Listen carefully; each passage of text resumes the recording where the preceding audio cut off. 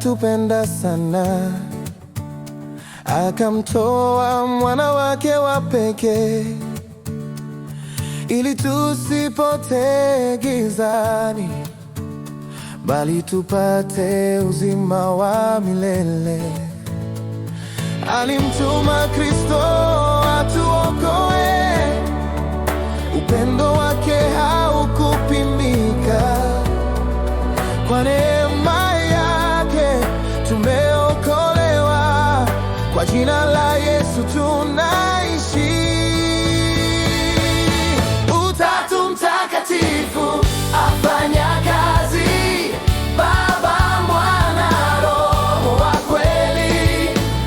Wokovu wetu umetimia, Kristo ndiye Bwana na Mwokozi.